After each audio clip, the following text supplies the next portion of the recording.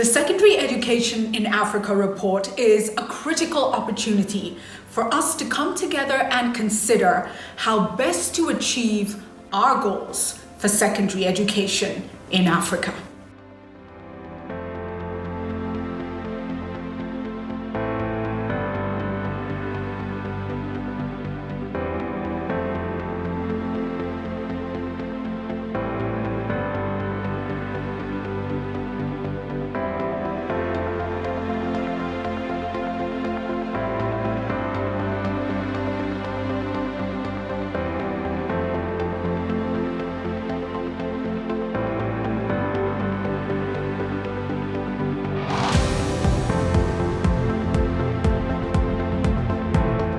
We all have a role to play as policymakers, educators, parents, and students to ensure that our experiences help build strategies that work.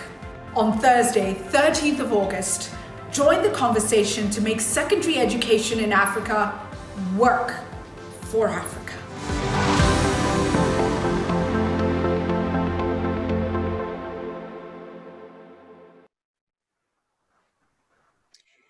And a very, very warm welcome to the Secondary Education in Africa Virtual Summit. That message that you just saw was shared across social media, and people are joining the conversation on how to make secondary education work for Africa. We are here to release the Secondary Education in Africa report. This is a MasterCard Foundation report looking at preparing youth for the future of work. Many stakeholders contributed to this. We've spent 3 years putting in a lot of learnings, sharings, experiences, inputs, and now have some key findings and recommendations which we will delve into. My name is Julie Gishuru. It's an honor to drive this conversation today. To get us started, a warm welcome to Rita Roy, President and CEO of MasterCard Foundation, to share opening remarks. Rita, over to you.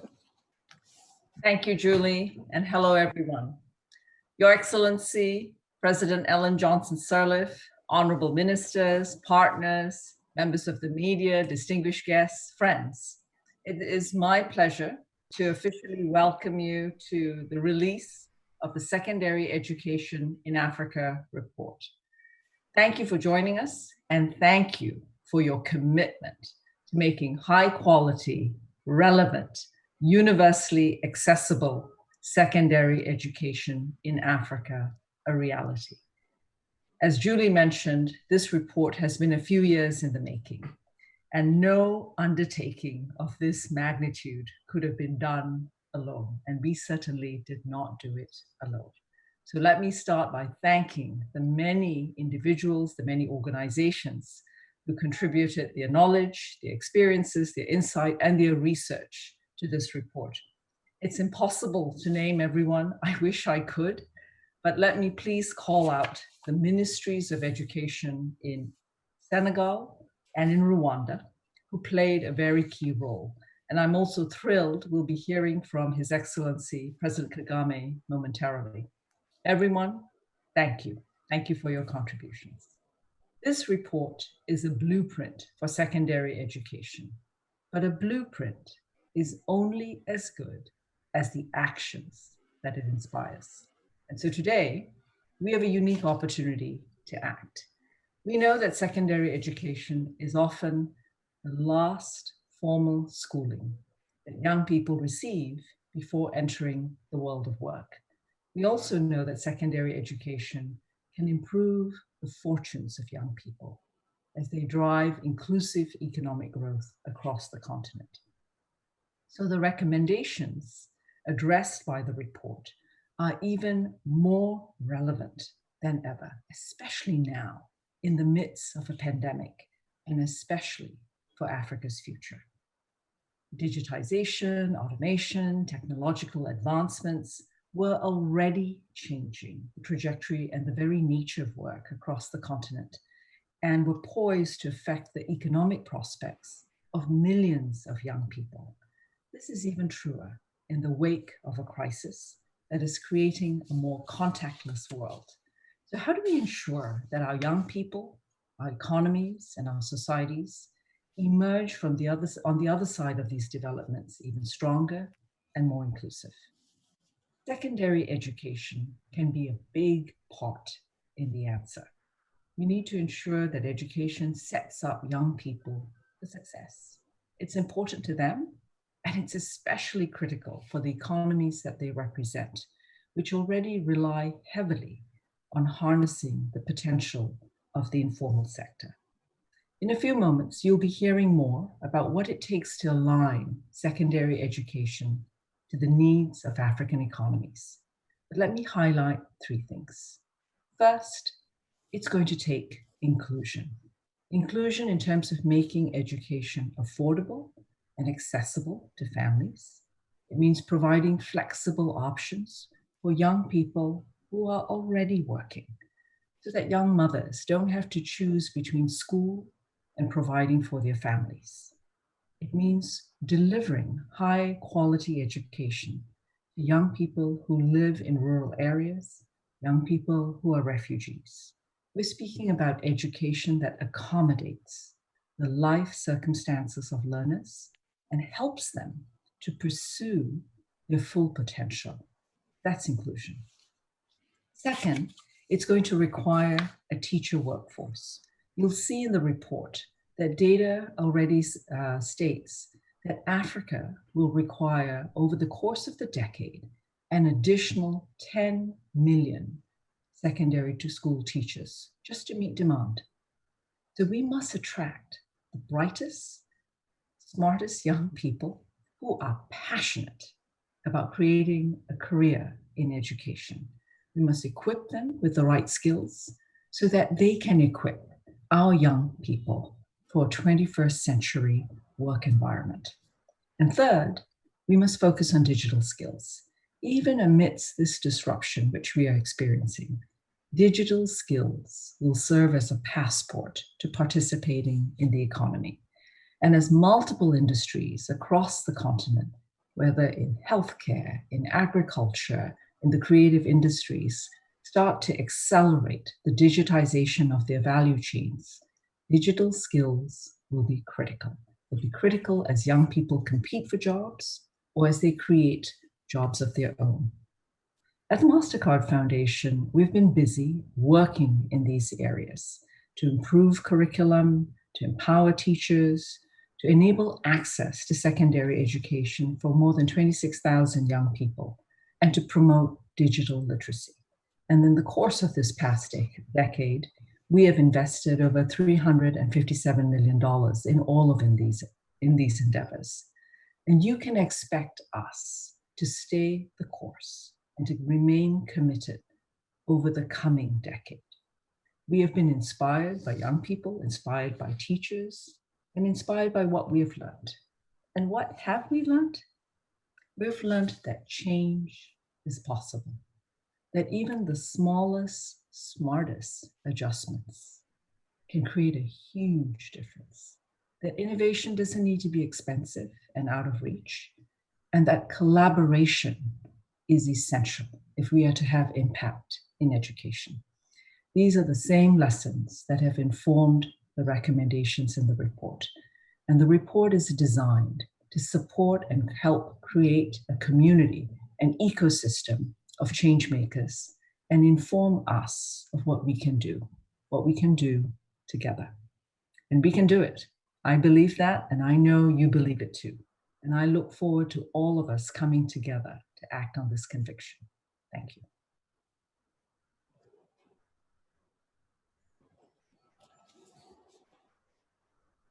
Thank you very, very much for that. Rita Roy there, President and CEO of MasterCard Foundation. Thank you for the commitment and for the conviction. Some of the highlights of what is required moving forward. We need to focus on inclusion. Additional teachers are needed and they need to be equipped with the right skills. And of course, digital in this current environment and the realities that we're facing of COVID-19. Next, we're going to hear from His Excellency President Paul Kagame, the President of the Republic of Rwanda. He is delivering a state address. Over to that address. CEO Rita Roy, President Johnson Sirleaf, distinguished ladies and gentlemen, I'm very happy for the chance to participate in the launch of the MasterCard Foundation's pioneering report on secondary education in Africa. I congratulate the MasterCard Foundation team for this outstanding work. Africa's path to prosperity will be defined by the quality of our schools, and secondary school is the critical link that prepares young people to succeed in the workplace. This report sets out some key principles we need to take on board to adapt our secondary education systems for the future. Digital literacy, science, and technology have to be absolutely central because the world of work is going to continue to change in unpredictable ways. No less important are soft skills, which the report aptly characterizes as 21st century skills, such as teamwork, critical thinking, and communication. These can be cultivated by extracurricular activities and school sports, but too often they are neglected. There is a need to ensure that curriculum reforms are matched by updated assessment and exam methods. We have to not only teach the right things, but also test for the right things. The African context demands increased flexibility in our qualifications frameworks so that young people who are forced by hardship to leave school can more easily resume their studies.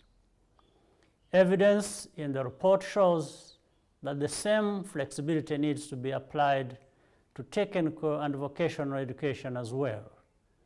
Students should be able to move back and forth between TVET and general education with less difficulty. This would go a long way to correcting negative perception of TVET held by many families on our continent.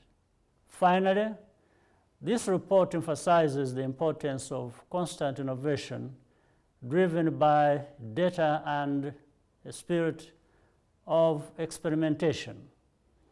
This is where collaboration is essential among government, the private sector, and civil society. Let me close by commending the MasterCard Foundation for the very productive partnership with Rwanda in educational technology and youth employment. We look forward to continuing this collaboration for many years to come. Thank you. Thank you very, very much for those remarks, President Paul Kagame.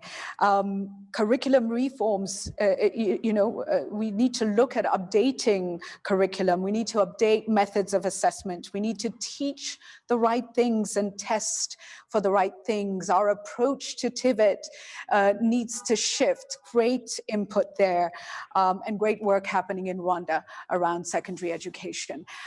Next, we move to our keynote address, and it will be delivered by a woman who is at the forefront of really trying to ensure people had access to education through some of the toughest times, through Ebola. As president of Liberia, she really was a champion for education. Ladies and gentlemen, Her Excellency Ellen Johnson Sirleaf with keynote remarks.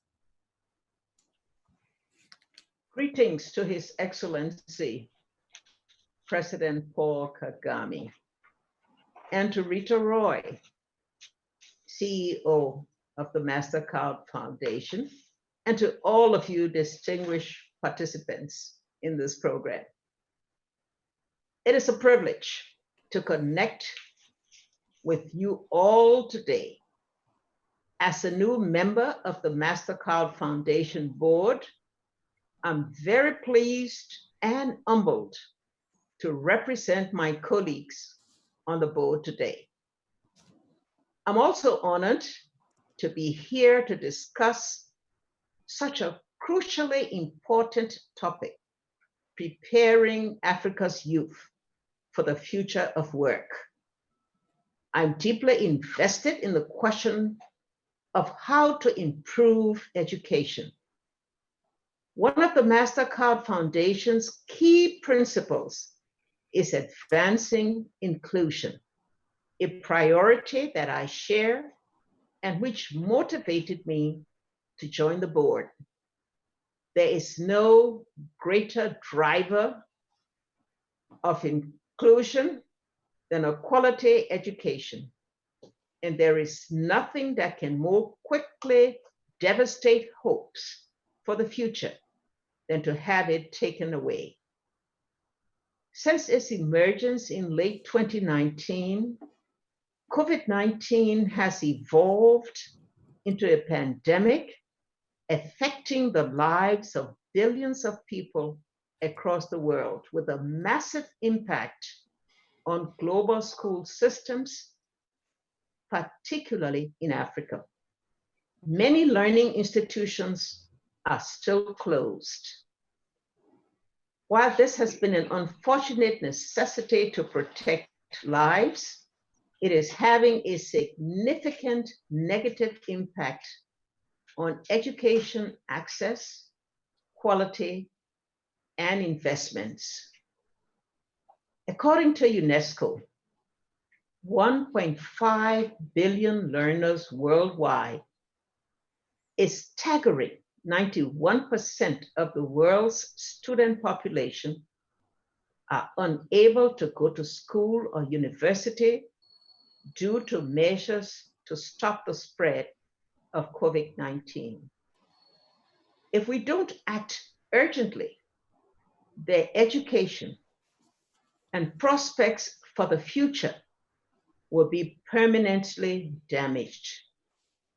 Initial estimates during the onset of the pandemic suggest that just a 4-month learning loss could mean a 2.5% per year drop in salary per student. It may not sound like much, but that amount could be the difference between falling above or below the poverty line, being able to pay the electricity bill or send your future son or daughter to school. For girls, the impact of disruptions in education can be even more severe. Predictably, we've witnessed a rise in teenage pregnancy, early marriage, and gender-based violence in several countries, issues that have always inhibited the ability of girls to freely pursue their right to education. But in many ways, the pandemic has simply exacerbated the challenges we faced already. Before the pandemic, 260 million children were out of school, and another 330 million were in school but weren't learning. Many left school with poor literacy and numeracy skills. Before COVID-19, the assumption was that half of the world's children would be failing to learn by 2030. The pandemic is making this crisis much worse. We are failing an entire generation, and we need to look honestly at our current education systems and understand why children don't have the basic skills when they leave school. We need a paradigm shift, and this crisis may provide the inspiration and impetus we need to make a change. We've been reminded that learning is not limited to the four walls of a classroom. It is not purely institutional. Parents, for example, are seeing the opportunities to offer salient life lessons to their children and equip them with a different set of skills, relevant skills, transferable skills. And we are seeing that traditional lessons, mathematics, science, languages, can be delivered in new ways too, which is an encouraging sign that we can achieve universal access to high quality learning. African governments and key education stakeholders have instituted measures to promote the continuity of education from home, from broadcasting lessons on national TV, like in Senegal and Ghana, which you may hear about later in the panel discussion, to using mobile phones and radio, like Liberia and Cote d'Ivoire, where one of the inspiring women taking part in the Amuje initiative is working to expand access to hard-to-reach communities. While these measures have provided a lifetime that is keeping many children connected to education, it is difficult to ensure that they provide equitable learning opportunities for all pupils. Access to technology is low in many African countries. A recent analysis finds that even after substantial growth in distance learning across the region over the past 2 months, only 4% of children here are accessing any form of it, mostly via television. While digital access and literacy must be a priority for governments, in the short term, it is clear that non-technology solutions are needed to reach many learners in the region. Efforts to ensure equity and mitigate learning loss will be particularly important in the months ahead. As systems work toward reopening, learning loss will need to be addressed through solutions, including simplified and accelerated curricula and additional support to teachers and the broader education workforce. The crisis also affects household expenditure on education. Remittances, an important source of household support and education spending in some delayed and emerging countries, are also projected to decline sharply, further stretching household budgets. At the same time, national budgets are stretched to breaking points as tax revenues decline and expenditures on health and economic stimulus measures increase. Even with these competing priorities, it is vital that we continue to make the case for investment in education. After Ebola devastated Liberia, forcing us to close our schools for many months, we realized that we needed to place learning at the center of the recovery process. We experienced similar, if exacerbated, challenges to those facing many education ministers today, including questions about how to finance the kind of transformation in education we hoped for.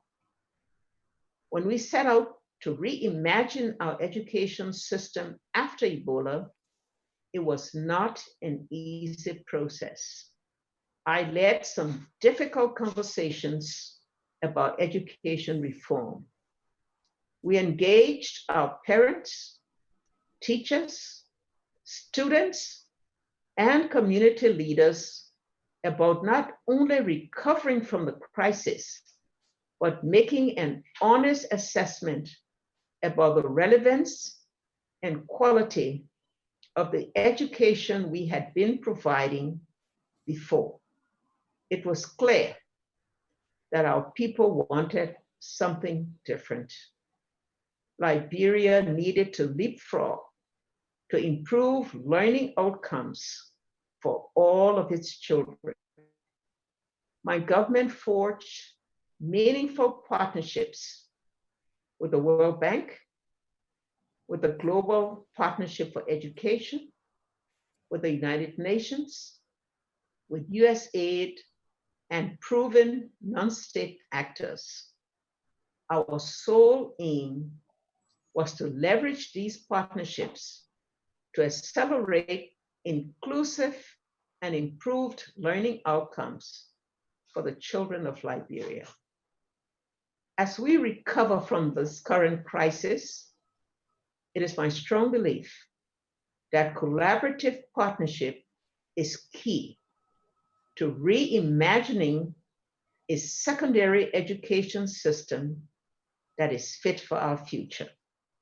Our common goal is to develop a generation of ethical young people that can reason thoughtfully, define, articulate, and solve real-world problems, big and small, and be productive, working with their heads, their hands, and their hearts. A generation that can adapt to a dynamic world and create or find opportunities even amid disruption, much like the disruption we are living through now. A generation that is agile in their ability to use what they know to unpack, interpret, and address what they don't. A generation that is prepared to work, and importantly, to work in the context of a future that will be significantly affected and transformed by automation, digitization, and technological changes. So our secondary school education should be enabling to meet this goal. The value of secondary education lies in its ability to prepare young people not just to engage in abstractions, but in productive action. And when learning is infused with this kind of practical orientation, it makes it easier for parents to get behind it too. It makes it easier for them to see its value and to see the value of sending their children, particularly girls, to school. And if we can show that every young person on the continent has access to this kind of secondary school training, irrespective of their gender, their family's financial context, or any of their personal circumstances, then Africa would be well placed to reap the benefits of its demographic dividend. So how do we ensure that secondary education carries with it this level of meaning? I think this is where the Secondary Education in Africa report and its excellent recommendations come in helpful, because shifts are required. Shifts in curricula and content delivery approaches. Shifts in pedagogy and teacher training. Shifts in accreditation and examination. it will require that we attract more talented young people, including young people to the teaching profession. It will require building flexibility and innovation into learning systems so they are responsive to the dynamic needs of the marketplace, and so that they recognize, validate, or accommodate the diverse aspirations, abilities, and circumstances of young people. Some of these shifts are already active across the continent. Several countries are or have engaged in curriculum reform.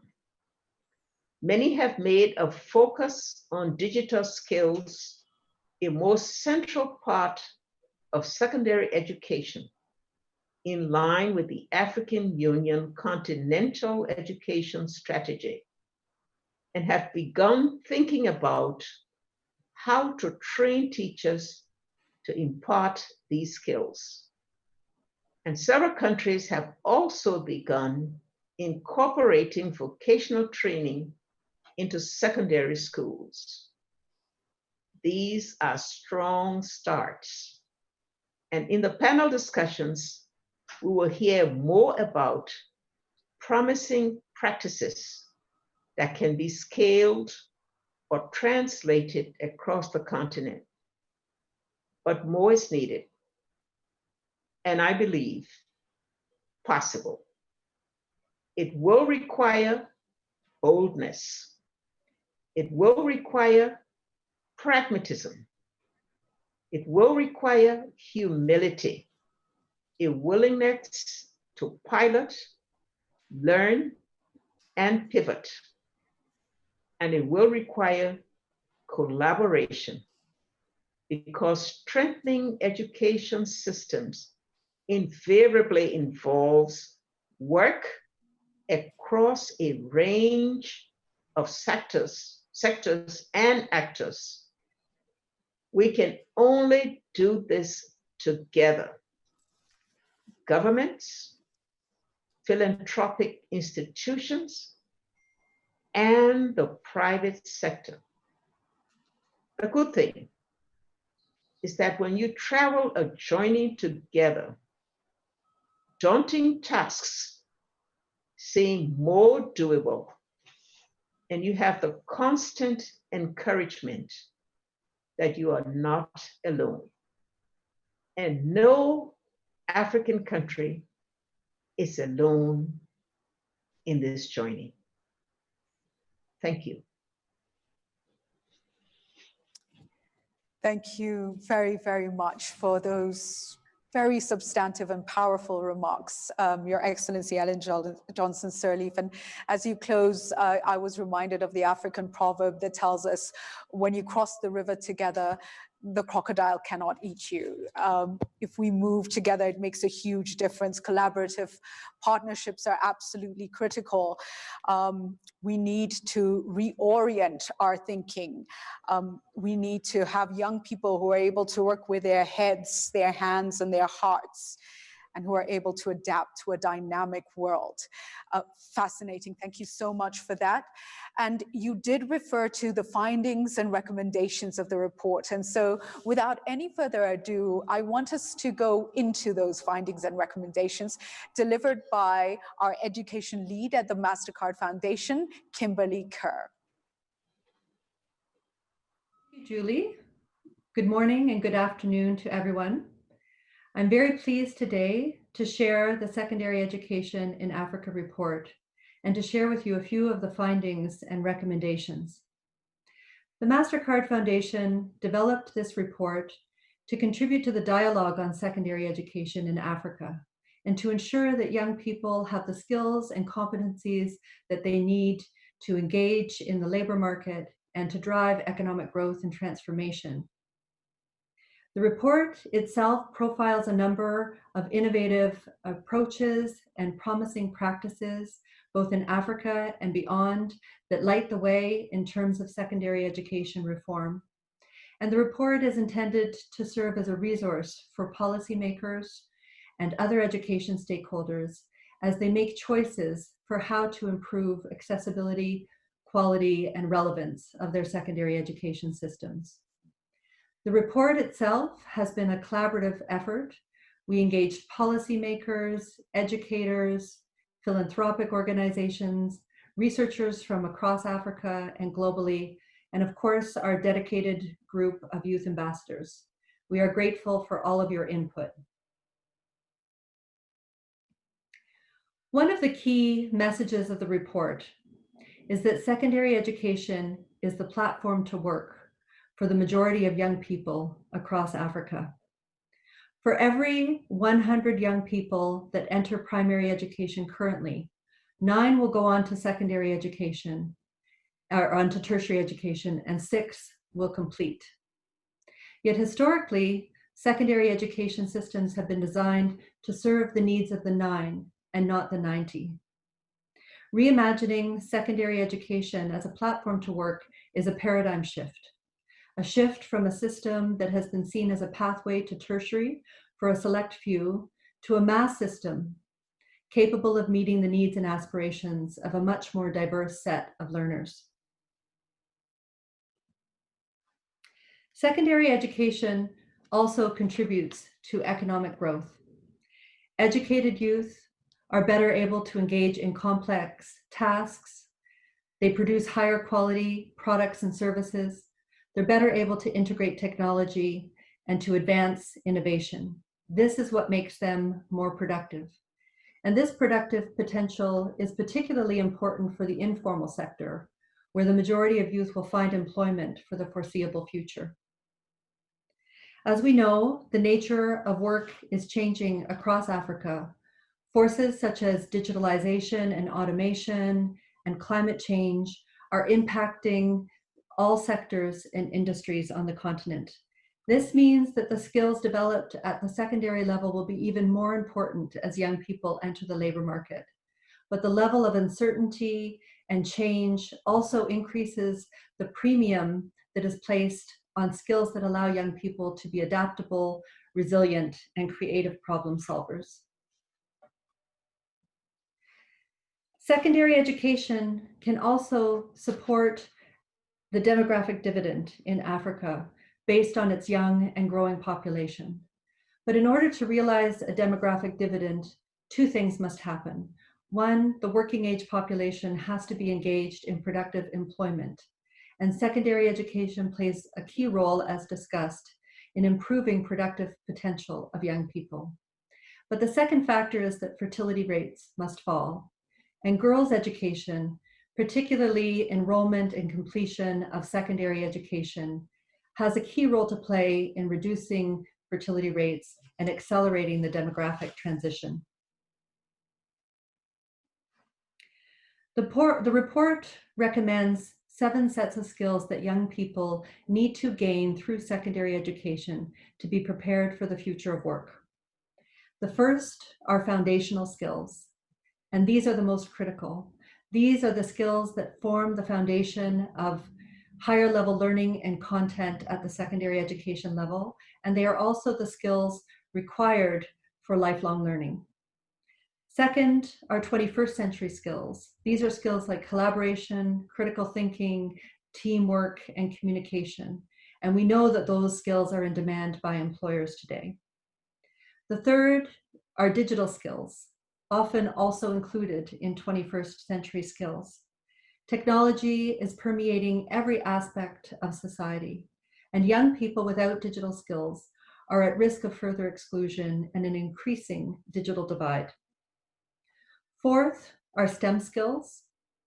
These are the skills that countries prioritize to support and drive science, innovation, and technology as part of their visions of economic transformation. Fifth are technical and vocational education and training skills. These are the skills that will be required in a much more diverse and complex labor market. And finally, are skills for work. These skills include work readiness skills so that young people know how to find a job, They understand what career paths are open to them, and they understand their workplace rights and obligations. But this set of skills also includes entrepreneurial skills, because we know that young people will increasingly have to be entrepreneurs themselves, or if they join small enterprises, entrepreneurial skills will be necessary to help those businesses grow.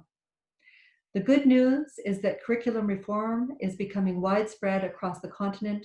The report identifies 27 countries that have introduced some form of competency-based curriculum. Concerted effort is still required, though, to train teachers in that new competency-based curriculum to ensure that learning materials are of high quality and freely available to all. And finally, to ensure that assessment systems are aligned with the new curriculum. These new skills and competencies that young people require will require even more skilled teachers and educators. The report also highlights that there will be an additional 10 million teachers, secondary education teachers, required to meet the demand for secondary education over the next decade. Investing in pre-service teacher education and promoting high-performing teachers into roles as instructional leaders so that they can train and mentor their peers are two of the best investments that countries can make to improve the quality of their education. These investments contribute to a virtuous circle. High-quality teachers improve learning outcomes for young people. This increases efficiencies as fewer young people drop out or repeat grades. These successes and learning help to enhance the status of the teaching profession, and that in turn attracts more highly qualified recruits to the teaching profession. Many young people do not proceed through the education system in a linear way. They may drop out to raise money for their families or to raise fees for secondary school or to do agricultural work. Young women may drop out due to child marriage or childbirth, or young people may be displaced due to conflict or natural disaster. The report recommends more flexible approaches to secondary education delivery to help meet young people where they are and to fit with their realities. This means more alternative or accelerated education that allows young people to learn at their own pace, but still receive appropriate accreditation for their skills. And technology has a key role to play here. The report also calls for greater flexibility between general secondary education and TVET secondary education, so that TVET is not perceived as a dead end and does not limit future opportunities. More needs to be done to ensure that secondary education reaches young people from more disadvantaged communities. Significant inequities still remain in terms of income, geography, gender, and ethnicity. Resourcing of secondary education can also be regressive, meaning that the majority of the resources benefit those that are better off.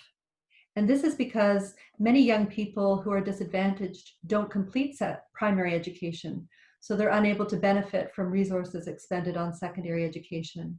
Or if they're able to complete primary education, the cost barriers, both direct in terms of tuition or indirect in terms of transportation and other costs associated with schooling, remain a significant barrier.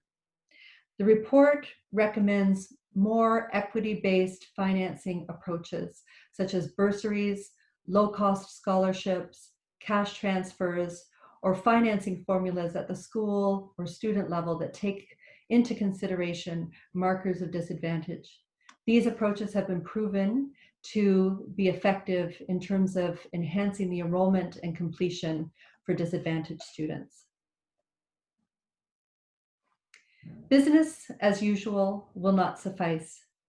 In projections completed for the report by the Education Commission, resources required to achieve universal lower and upper secondary education by 2050 across sub-Saharan Africa are estimated to need to increase from US 25 billion today to US 175 billion by 2050. Clearly, bold and innovative solutions are required.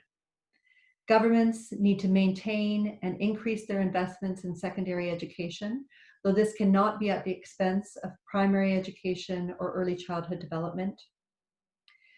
There is a need to crowd in new actors and to explore innovative financing mechanisms to help crowd in and bring new resources, such as the Education Outcomes Fund currently being launched in Ghana.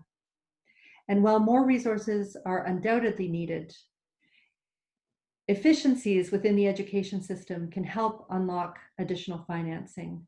These kinds of efficiencies can include improvements in the deployment or utilization of teachers, as they represent a significant portion of secondary education budgets. It can include more public day secondary schools to reduce the high costs of boarding, and the reduction of dropout and repetition rates, which lead to significant wastage within the system. Expanding access to high quality, relevant secondary education in Africa is an urgent priority and an unprecedented challenge. The youth demographic, combined with rising primary enrollment and completion rates, is putting pressure on secondary education systems. Enrollment is expected to double over the next 10 years, from 60 million today to 106 million by 2030. Yet insufficient spaces exist to accommodate all of these students. This expansion must happen in the context of continuing challenges in primary enrollment, but particularly completion and learning outcomes. And finally, slowing economic growth, exacerbated by the current COVID context, means governments may have less resources to invest and may face increasing competition with other sectors for already scarce resources. The time is now to reimagine secondary education systems, to ensure that all young people have the skills and competencies they need to succeed in the labor market, and to ensure that secondary education is able to play its rightful role in advancing economic growth, transformation, and prosperity across the continent. Thank you. Thank you very much, Kimberly, for bringing us up to speed with the recommendations and findings of the Secondary Education in Africa report. There's lots of conversation happening online. Vicentia Adubea says, secondary education can help prepare young people for work if lessons on soft interpersonal skills development, basic computing skills, and leadership skills are provided for students. Also, some interesting conversations around importance of language. Even as we have these discussions. We move now to a panel session. We have an incredible panel with us. I want to introduce the panelists now and welcome them to join the conversation. With us, Honorable Matthew Opoku Prempeh, who is the Minister of Education for Ghana. Also with us, Honorable Gaspard Twagirayezu, who is the Minister of State, Primary and Secondary Education of Rwanda.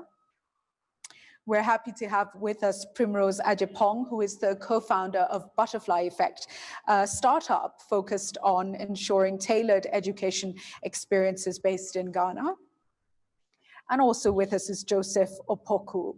And Joseph is a youth ambassador and a MasterCard Foundation Scholar alumnus. He's been a part of this process from the beginning of the report, one of our key stakeholders. A warm welcome to all of you.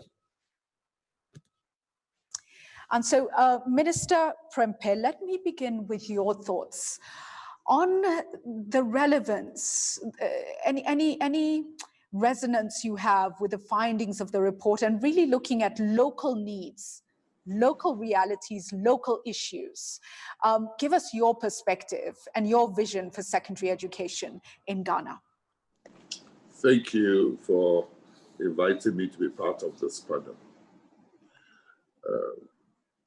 As part of my party's manifesto for the election was an audacious pledge of free secondary education.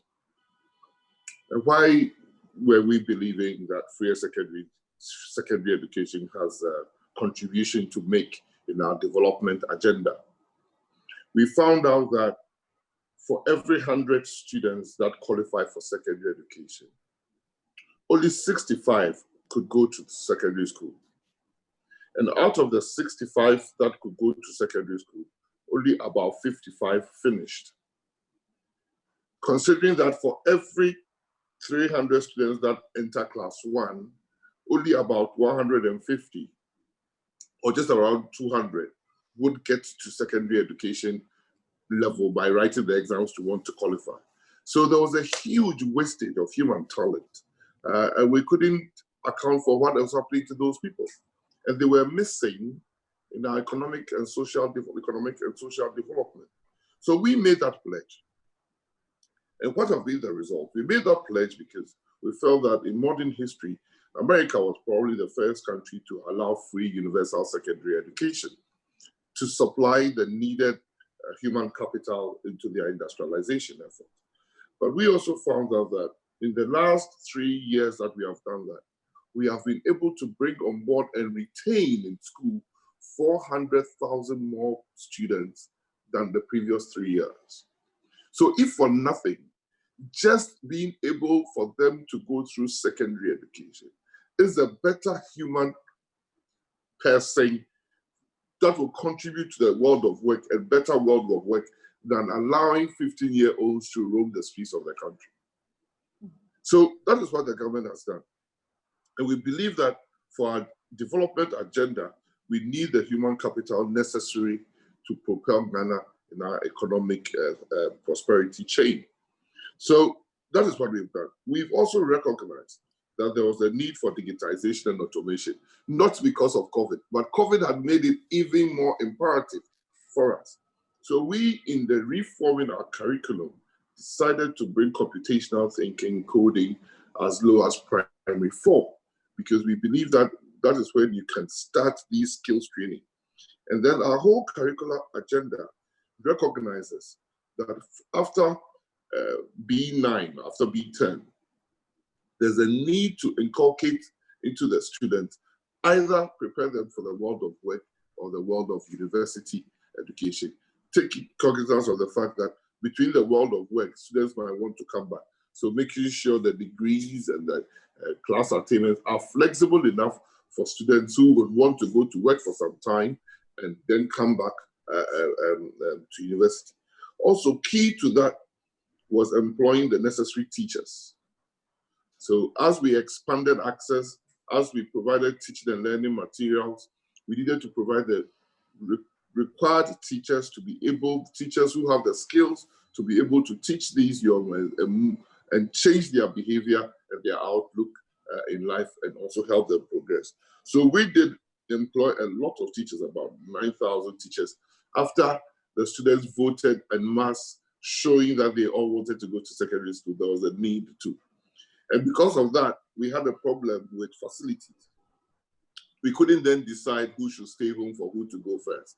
So we brought an all-year calendar throughout, whilst at the same time increasing the contact time between the old curriculum and the new curriculum, or the old trimester system and the new semester system we are introduced.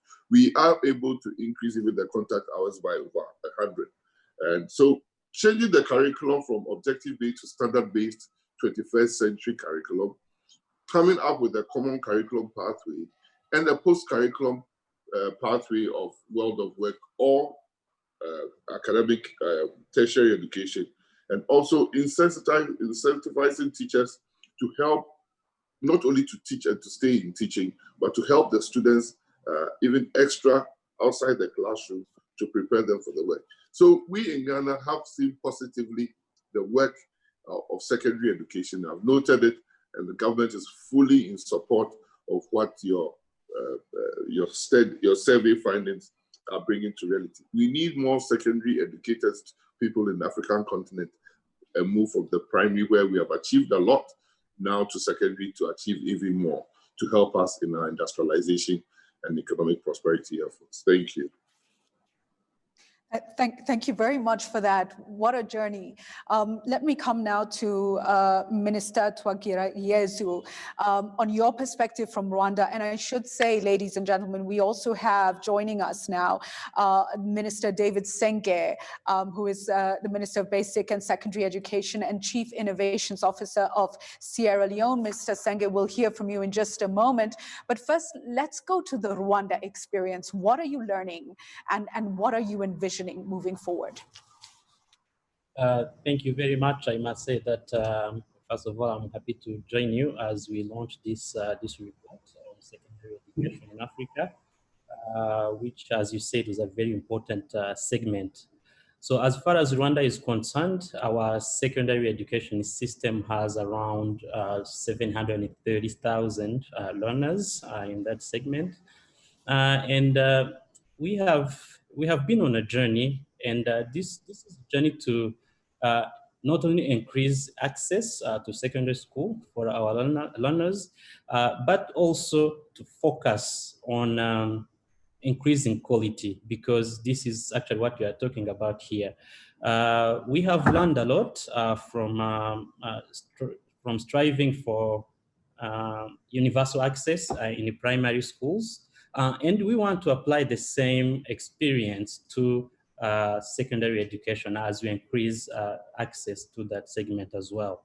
We have found that, yes, you can have numbers, but those numbers do not mean much if the students are not learning and the students are not actually achieving what they should be achieving.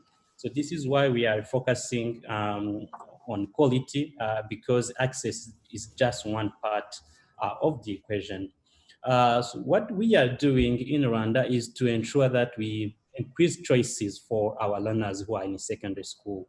And we are doing this by looking at two things. And first is to ensure that we make our secondary education this specialized, but increase access on mathematics, digital fluency, and soft skills such as problem solving, and to ensure that our students can communicate well, and to ensure that they can actually look at the problems in a community and actually be able to devise solutions that could attend to those challenges. And the second thing that we are doing is that we are revising our qualifications framework.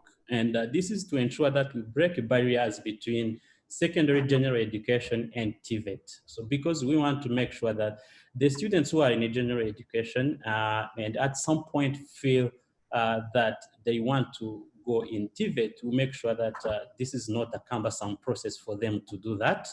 And this is something that has been a problem for a while, and I understand also it's a challenge for other countries. But this is something that we are committed on doing, and to make sure that we break those barriers, to make sure that students can move back and forth between the two systems.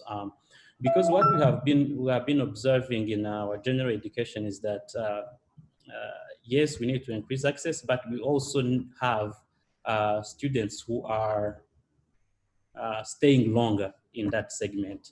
And if you look at the reasons, is that we have the system that we currently have, not only in Rwanda, but also in other parts of the country, the continent, is that it's more or less like a bus, right? So that's going from point A to point B, right? So, and there is no flexibility for people to get off the bus and get on again as they wish. So this is something that we want to change, and this is all designed to ensure that our learners, once we have adequate numbers of them going to school, and we have increased quality in that segment, we make sure that if they choose to go into the workforce, we need to make sure that they have the right skills and the right mindset to actually be able to do that.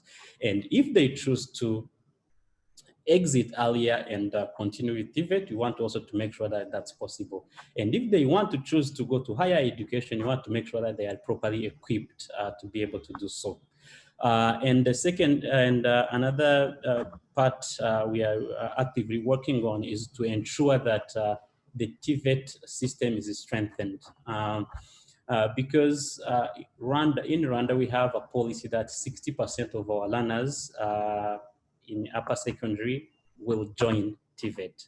And in order to do that, we need to make sure that TVET itself is attractive, and to make sure that it's not regarded as a second choice or something that is joined by people who cannot continue with other parts of education. So we want to make sure that the TVET system is strengthened and is actually aligned with the future of work, because the future of work, I mean, the work is changing very fast, the nature of work, and you want to make sure that the TVET system is currently aligned to that and is actually providing chances for our learners to be able to excel in that workforce.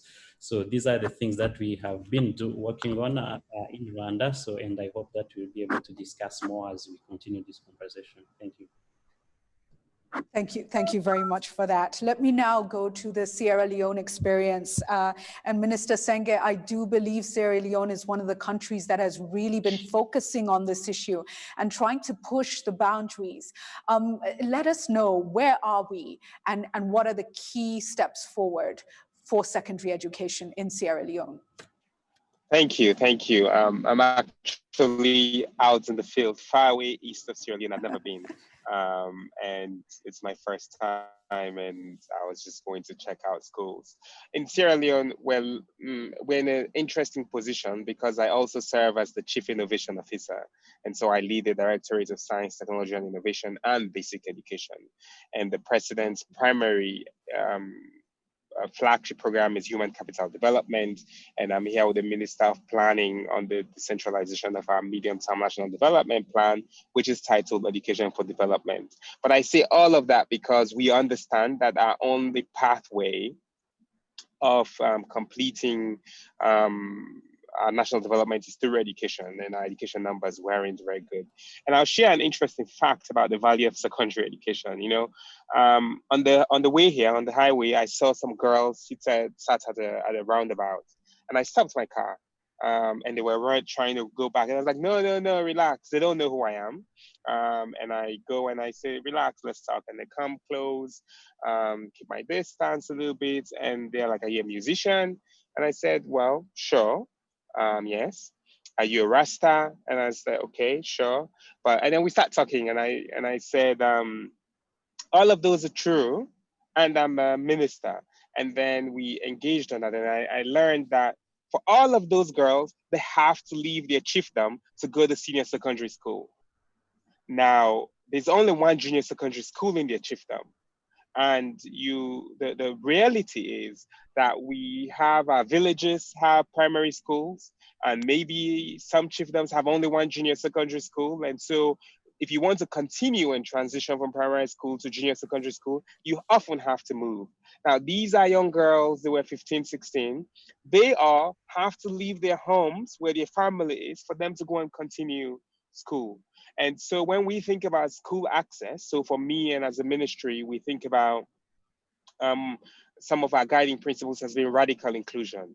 Radical inclusion is that any one of those girls may not stop at junior secondary school because their parents do not have access to people in the neighboring town or they can't afford it. Radical inclusion means that we can stop at nothing to ensure that every person, in particular every girl, has access and opportunity to the best quality education. And that's one of the things that I fight for and that we fight for. It means I have to go. Over the last couple of weeks, I spent about 2 or 3 days outside of Freetown going to places that I've never been or that people like me have never been.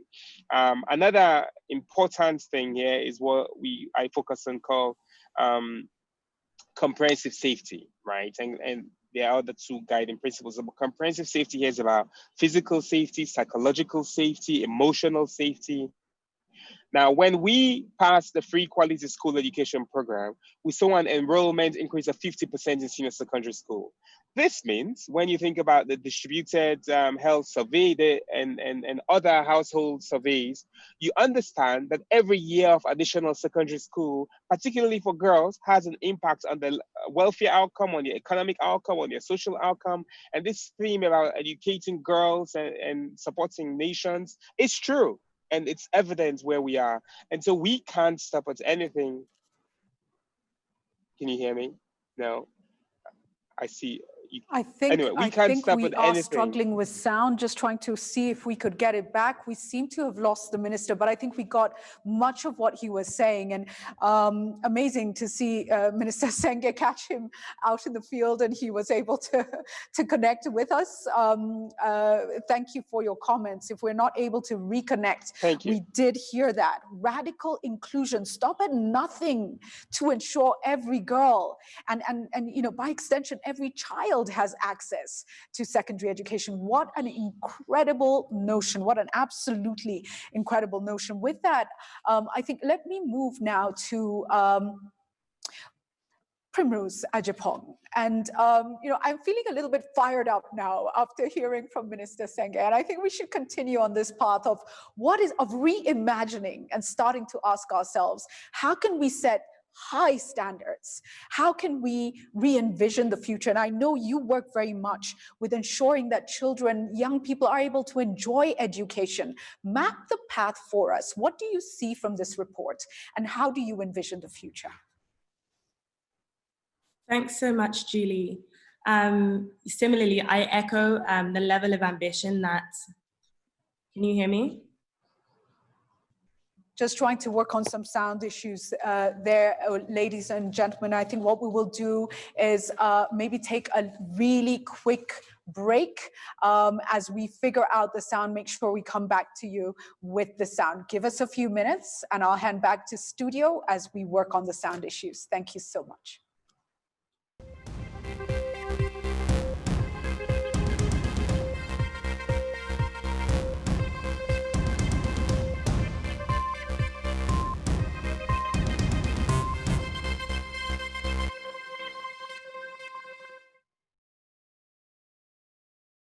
To the Secondary and Education in Africa Summit. Welcome back. This is a virtual summit where we're looking at the release of the Mastercard Foundation report, Secondary Education in Africa, Preparing Youth for the Future of Work. We took a break.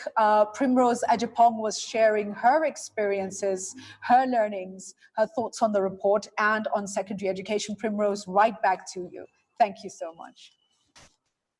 Thanks, Julie. In terms of the future of education, I think the report is pretty spot on in terms of letting us know that we need to understand that most African kids are not going to go to university. And so we need to have that reality in mind and think about how do we ensure that if the buck stops here, these students are leaving university ready to work, ready to self-actualize, be able to fulfill their full potential. What are we doing in that regard?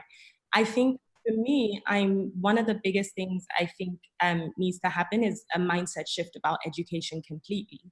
I think right now, a lot of both teachers and students alike, I think, look at education as something that you have to do. You go to secondary school as part of a linear path to university. I think a lot of us are not seeing education as a way to explore our curiosities, find out things we like, use knowledge, gain skills, and all these kind of things. I think we very much think about it as a way to get a degree. And I think that once we have that mindset shift, we will begin to think of education more expansively. We won't think of education just in the four walls of a classroom. I think, especially for our startup, one of our core values is the fact that anything can be a learning experience. It's just having that consciousness about it. You don't need to be in a classroom to be educated. You could be a farmer's kid and you could learn a lot of 21st century skills, technical skills, everything just on that farm. And so I think moving forward, we need to break down some of these boxes that we have put education in if we're actually going to make sure that students who are not in tertiary education have all the skills that they need. Thank you so much for that. And I think, touches back to the point made by President Ellen Johnson Sirleaf. Look, we do not learn within the four walls of a classroom. It's really about the wider world and how we use every experience to really add value to our knowledge, to our learning. And Joseph Opoku, let me come to you now. Joseph is a youth ambassador and MasterCard Foundation scholar, alumnus, and he's part of the team that has really driven this process right from the beginning. Joseph, you were part of putting this report together. I'm fascinated in view of COVID-19 and the realities that the world is facing right now.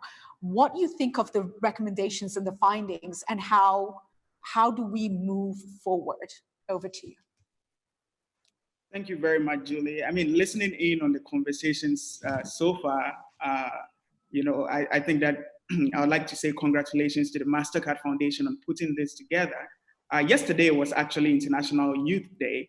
And one of the things that I did, was reflecting as a young person, was just chancing on this report that was put together, asking young people the things that they find to be very pressing or, very important to them.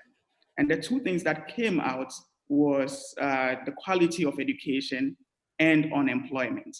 I think that there's a new generation of young people who are passionate, who are driven, and who wants a better education because they know that that is paramount and that is central to their lives, going forward. And on the MasterCard Foundation, report, being part of this from the beginning, I think that, for me, secondary education is central. When I think back at my own experience going through school in Ghana, secondary education was really that pivotal point where I had to decide the path ahead. And whether or not I was going to take the science track or general art track. In Ghana, secondary education is where you determine those aspects. And I think that is what makes it so central to a lot of young people. And I think in light of COVID-19, one thing that we're beginning to see is that there's been complete disruptions. Young people who can no longer go to school, young people who are historically marginalized, who are living in refugee camps, who are living with a disability, who can no longer access education, because some of the interventions that we are putting in place for young people to access education in these times are all those that are geared towards a particular demographic of youth. And while we are trying to solve one issue, we are actually making another issue worse. And when I talk to my fellow youth ambassadors, and I hear their perspective on how the COVID experience has been in their countries, I think it's very clear. I speak to them and they talk about the challenges that visually impaired learners are facing. Young people living in rural areas who do not have access to the kind of tech tools that we are using, to learn today. And even those living in urban areas who are urban poor, who cannot afford the exorbitant prices that needs to be paid in order to access, fast speed internet. So I think that the report is so, has been strategically positioned for this time. It's as though, the foundation could think ahead and say, COVID was going to happen. How do we ensure that we're putting in place the building blocks that will allow young people to succeed? And I think, we're beginning to know more about those things, that young people need digital skills in order to even access the kind of tech tools that they need to learn these days. And I think we have a unique opportunity here on our hand, and we cannot miss this opportunity. I think this is the time, and I'm very happy that there are a number of ministers on this forum as well, that we can't miss this opportunity. Young people need an education that will prepare them for the challenges of today and tomorrow. Let's put in place the right mechanisms that allow them to gain the right tech and ICT skills that allow them to empower themselves for the future. And I hope that we should do this, leveraging some of the recommendations that have come out of the report, but also some of the things that young people are saying about the kind of education that they want. Thank you so much for that, Joseph. I'm sure, again, we're all feeling really energized. And I want to, before I come to a series of interveners who are going to share some remarks with us, come back to the panel with a quick fire round. And it's really around the phrase that was shared by President Ellen Johnson Sirleaf was, this will take boldness. It will take pragmatism. It will take humility, learning, unlearning, ability to pivot. And so are we willing to be as bold as we need to be and not just take incremental steps, but almost say, we can reimagine. Matthew, I want to come to you first. I do know a lot is happening, I know, and we credit that and we say we've moved forward. But can we be radical? Let me use the word Minister Senge shared. Can we be more radical about how we do things? Yes, we can. We can be more radical and we should be more radical. Just before I got onto the Zoom, I was being interviewed nationally on the TV network, and I said, my only regret in the last 3 years, no matter what people think transformational reforms have brought in place, we haven't reformed deeply and fastly enough. We started our digitization program before COVID. But even though we felt that it was coming, we needed to embrace it. We had to have a national digital policy that looks at everything in totality. There was not that force behind it like we had the force behind the free secondary education. So then COVID came, and even though we had started all the elementary elements of it, there was panic everywhere. And we all of a sudden seemed as if we hadn't even planned for it. Because we cannot be part of the 21st century world without embedding digital literacy as part of our educational and our life. We can't. So we need to have the digital skills. We need to have the safety online skills inculcated in our youth. Because on the online system are dangers that we have to let them know about and be careful about grooming, about pedophilia, about all the things that we abhor. We need to be able to use somebody called the technology tools, ICT as a tool. We have to let our teachers be comfortable with ICT so that they can teach their kids and be comfortable.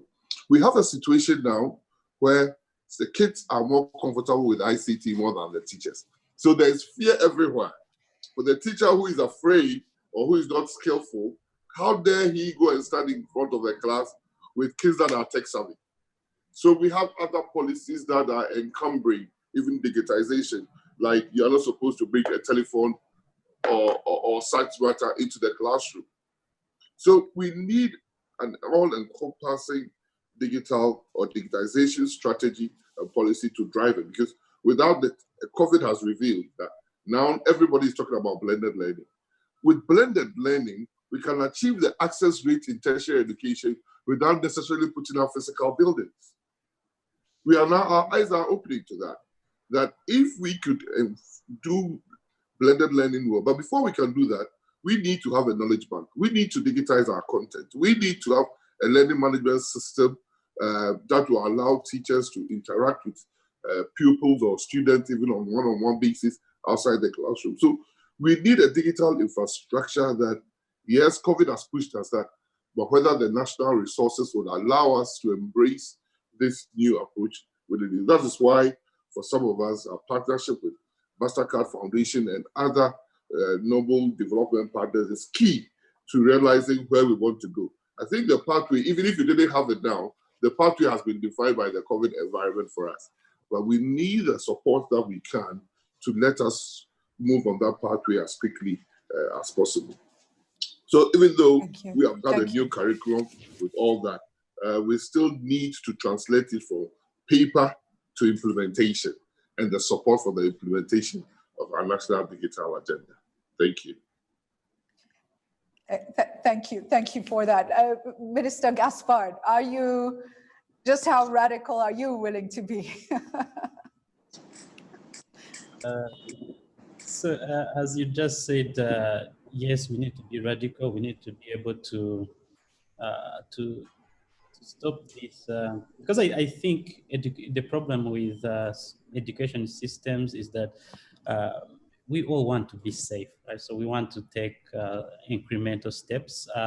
But as we have learned of recently, COVID-19 has shown us that whatever we thought was not possible is actually, possible, and actually it's important.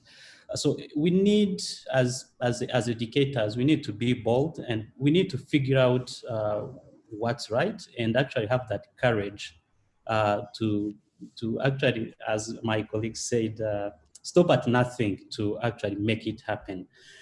So because as the report has highlighted, the cost of not acting is too high, and this is not something that we can afford as Africans. And if you look at what's at stake in this segment in secondary education, is we cannot afford to be complacent and to actually make incremental steps. We need to take big leaps and make sure that we are stopping at nothing to be able to find to give our learners what they need to be able to excel. Because I don't think we can pretend to be in charge of education systems and then refuse this chance to learn ourselves. So I think we need to look at what's happening. We need to look at the trends and then be able to shift very fast. So yes, this is a long way to say yes. We need to be bold, and I think all the pieces are in place. We just need to figure out what's the right thing to do, and then do it, because we have the support systems in place. Thank you. Thank you for that commitment to boldness right there. Primrose, just how radical can we be? So it's funny because when I was reading the report, I was thinking, I was like, oh man, it's so difficult sometimes to think about ideal education scenarios in Africa, just because we have so much against us already. It just seems so difficult. It seems like a luxury thought to think, let's have an education that's amazing, that's transforming minds, etc.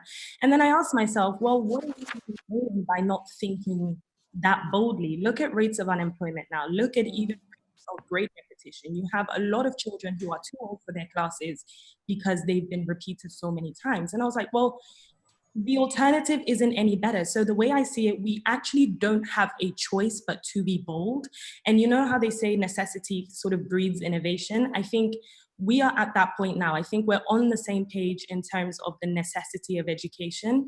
I think at this point, we need to sort of free ourselves from structures of what we think education should be, or how other continents have done it, how other countries have done it, and start to innovate for ourselves. We need to stop trying to fit into existing frameworks and think, right, we don't have X resource, Y resource, but we need this education. How are we going to do that? I know that now that we're talking about getting kids into work, there's going to be a lot more of a focus on TVET institutions. And I love that. I love that idea. I think that it's something that should have been done years ago. But I think that my fear is that even within that, that's not bold enough. The boldness isn't just in getting children to go into a TVET track as opposed to a general education track. For me, the boldness in that scenario would be transforming TVET institutions. There's a lot of focus in TVET on getting the technical skills, whilst forgetting that in addition to that, children also need other skills. They need to learn how to think. They need to be able to adapt. We've seen a lot of research that has followed sort of countries that have huge TVET sort of structures, and they followed the children, and they realized that even though children who follow a TVET track are able to get jobs much quicker, they're not able to keep those jobs as the economy changes. And so for me, this is the kind of thinking we need to sort of be having. It's the boldness we need to have. It's not just technical skills, it's transforming the entire individual. And I think that's how we need to go into all the reforms that we're making. It is about lifelong learning. It's not about any one track. It's not about just technical skills or just academic. It's a 360, and it's creating a mindset of lifelong learning. Thank you so much for that, Primrose. You know, you kicked off this train of thought, Joseph, so I'm sure you're with us on the boldness.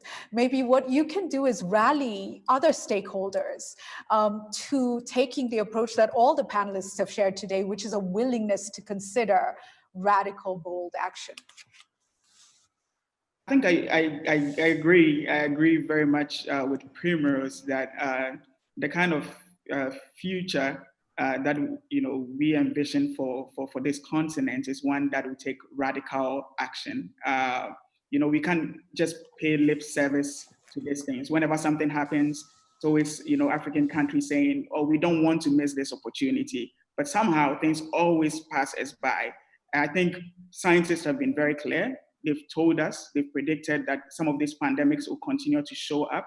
I think that this is really, our opportunity to do things radically different. And doing so, I think that, no one organization or one entity can do it alone. I think, the kind of education that we need to transform, traditional approaches that, we are currently using will take multiple stakeholders. And so I think as a young person, I'll use this opportunity to call on, governments, NGOs, and, different stakeholders to really work together. This is about the future of people, and this is about the future of young people. And as a young person, I think, I'm in a position to say that really working together and collaboration, which is one of the things that came out of the report. The report itself was a collaborative effort, and its implementation and the way that we actually put it to action will take a lot of different stakeholders coming together. I think we have a unique opportunity. I keep saying this, let us not let it pass us by. Let's create the right kinds of systems that will allow us to take up some of these shocks in the future. Thank you very much for that, Joseph. Now, with that, I will come to the panel. So very quick final remarks. A little bit later, I want to go to a few interventions. And so Pauline Rose joins us. She's the director of the Real Center at Cambridge University. Pauline, would love to hear your perspectives on this. Over to you.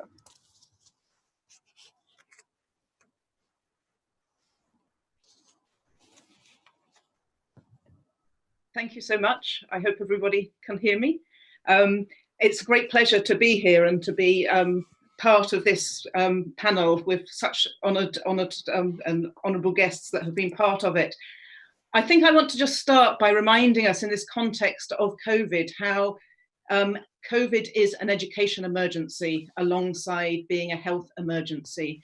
And the need for radical inclusion, and talking about the word radical, I would really keep the word inclusion as part of that call to action. It's really vital that governments around the world, in Africa as well as globally, continue to commit finances to education. It needs to not only be protected, but even enhanced, given we already knew from the analysis in the report that there was a shortfall in resources that are needed to ensure that education spending is sufficient to make sure all young people have access to a good quality and relevant secondary school. At the same time, we know the reality is that there are going to be fewer young people who are going to be able to continue with their education, and we know that governments are going to be strapped for cash. So in this context, we need to make sure that there are clear considerations of the priorities and choices that governments make. In this respect, first of all, we need to remember things that others have already said, that already many young people have not learnt the basics. They haven't got the basic foundation skills, even from primary schooling. Almost half of the poorest in sub-Saharan Africa do not complete primary school. For them, secondary schooling is a distant reality. That means that blanket secondary school fee abolitions, the abolition of fees for secondary school students, actually can be at the expense of the poorest. They may be contributing to education through taxation or other means, but they are not getting back because they are not able to continue with their secondary schooling.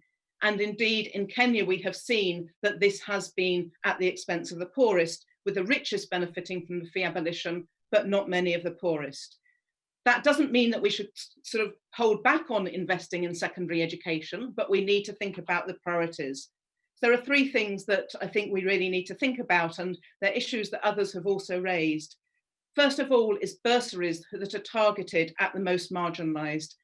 As we've heard, if we get education and secondary education right for the most marginalised girls, we know that it will be right for everybody. So if we focus on the most marginalised girls, all children will benefit.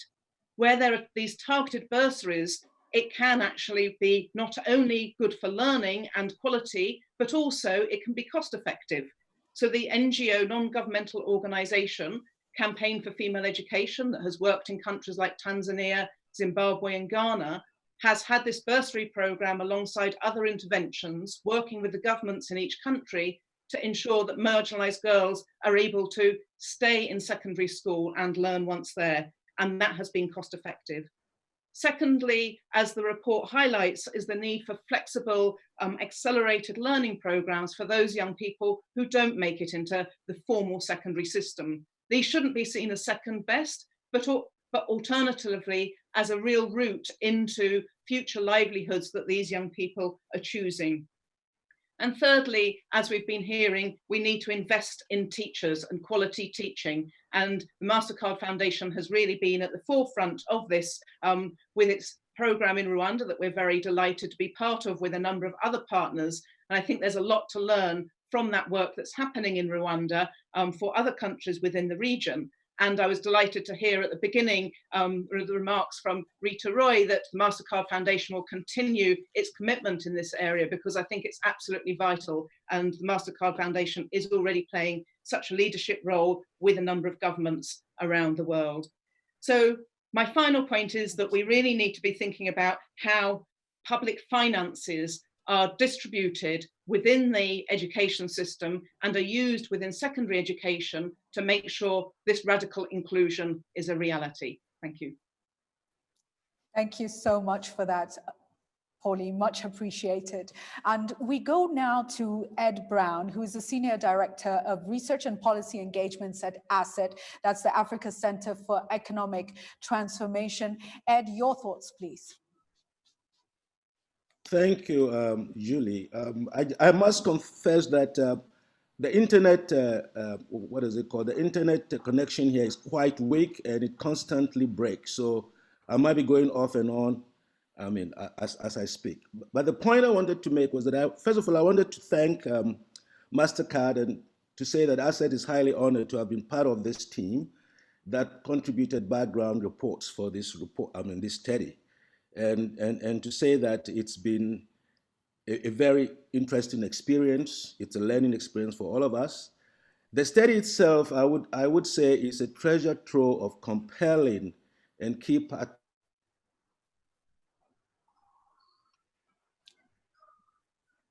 I think we have lost Ed. He did say he has intermittent connection. Apologies, Ed, it seems that you've dropped. If we are able to get you back, we shall certainly try. Next, in terms of perspectives, really happy to have with us the winner of the Global Teacher Prize, Peter Tabichi. Many of you are familiar with Teacher Tabichi. Peter, please share with us your thoughts. Especially from on-the-ground perspective as a teacher at Keriako Mixed Day Secondary School, Nakuru County, Kenya. What are the realities that you face and what do you see as critical things moving forward? Thanks so much. It's a great honor to be part of this team. And I want to thank God for everything. I can say that COVID-19 has really shown that there is really a lot ahead of us that we should be doing.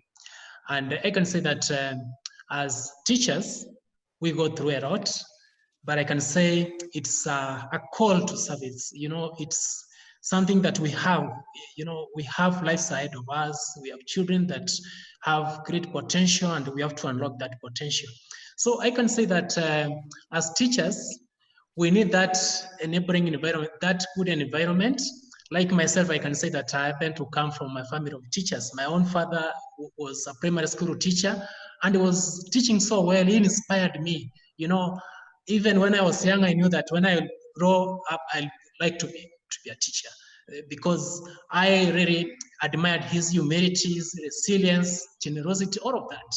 And that's how I came to be a teacher. And I can say that we need good teachers to be surrounded by that enabling environment, good teachers, and so that they can also be able to, you know, it's like they can, you know, who can mentor the others. So they also, as teachers, for us to do, you know, to do our level best, we also need motivation. And I can say that most of the time I have that, most of the time I've been like motivating myself, same motivation, but at times that motivation also needs to come from outside so that we have better ways of rewarding our teachers, appreciating them. It can be through materials, through salaries, all of that. And that's really going to make us work even harder. And then the other thing is material support. In terms of technological support, at times you may want to teach, you don't have like these devices, digital devices. We also need the edtech tools, and also that tools like the lab apparatus, so that we can be able to teach well. And then the other thing I can say that there's a need for capacity building. Learning is a continuous process. And like myself, I like taking every, available opportunity to learn new things. And therefore, I can say that there's that need to learn, need for capacity building and training of teachers so that they can have the digital skills. As the reporters say that there's a need to really teachers to be given the digital skills so that they can be able to impart to the students. But at times you find the students know so much, they are tech savvy, they even know better than a teacher, and therefore it would be very shameful to find that teachers, they don't have this need for them to be given these skills so that they can be able to also teach well to be able to do their work well. The other thing that we also need is psychosocial support, because most of the time you find that teachers do a lot, they have to teach, they have to do some kind of mentoring work, they have to do guidance and counseling, other activities, they have to walk. At times you have to walk to school for long distances, or you are riding. And then when you go home, it's not just rushing. You have to prepare schemes, lesson plans, records of work. You have to mark books, all of that. And therefore, I think we also need that some psychosocial support to enable us really go down and be able to do the work well. And then the other thing that we need also is parental support, and generally the communities, support from the community, so that even parents, also teachers, even like my own father, I can say that he inspired me so much, and most of what I do, it's like I learned from him, and therefore I can say that it's needed to, for parents and teachers to work together. And then there is need to provide opportunities for sharing the best teaching practices. We have, we have very good teachers all over, in Africa and outside Africa, and those teachers are there. We need to bring them together.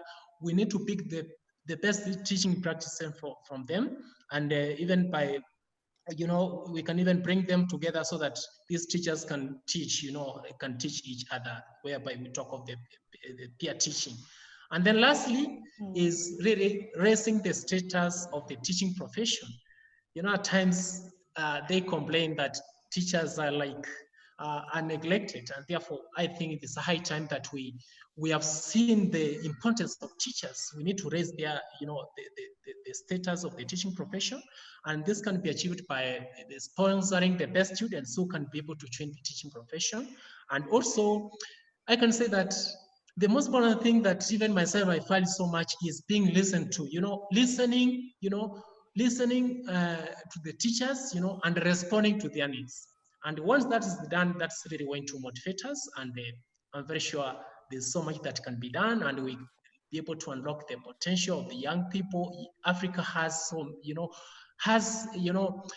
the young people have the potential. It's just there, like in store. It needs to be unlocked, and therefore this needs to be.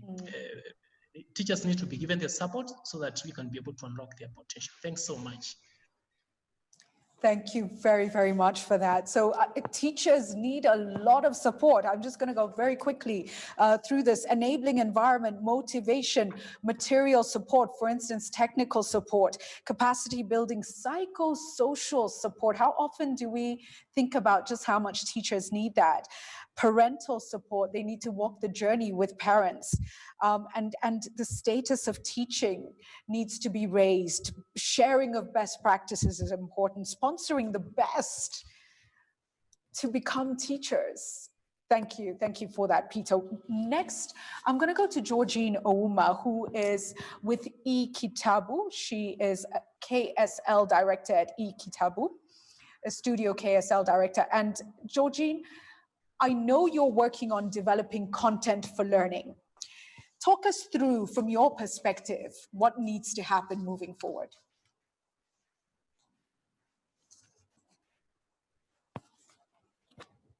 Thank you, Julie.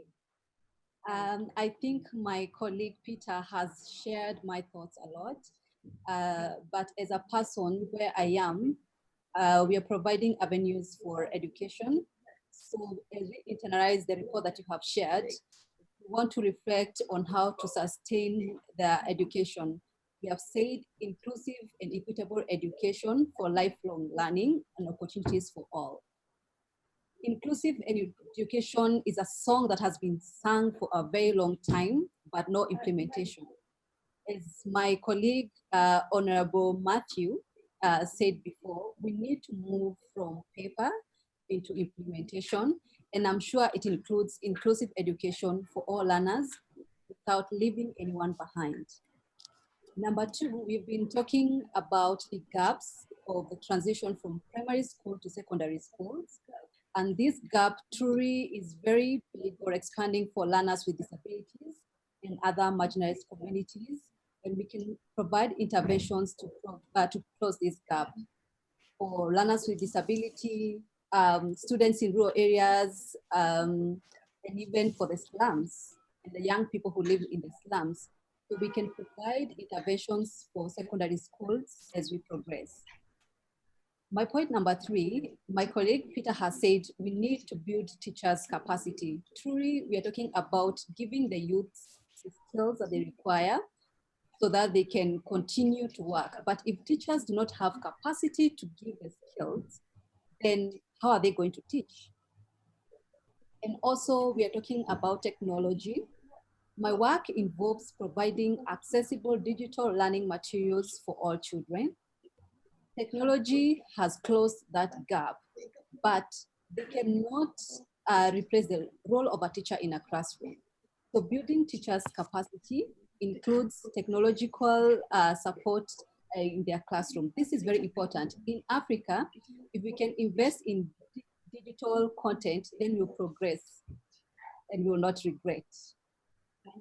And finally, as we are talking about coronavirus right now, of course, the disruptions that has come, the closure of schools, and we are now visualizing how to do education and the risk that is coming for the students and in the area of education and in acquiring of the skills. My recommendation is that we need to invest in our communities. As Peter said before, that teachers, parents, and caregivers are the key now to education and to close the gap. And also we need to shift, we need to move to value-based learning and not just focusing on learning in the classroom. Thank you. Thank you so much for that great input, Georgine. And I need to just recognize and mention that Georgine is one of our MasterCard Foundation EdTech Fellows working with our Center for Innovation in Technology and Learning, which is based in Kigali, Rwanda. Thank you for being a great partner on this journey.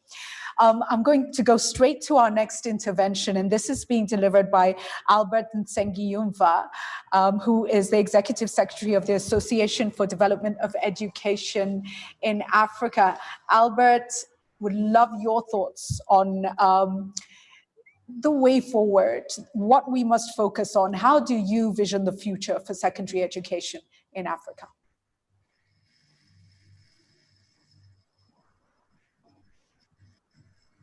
I'm wondering if we've lost Albert. Albert, are you with us?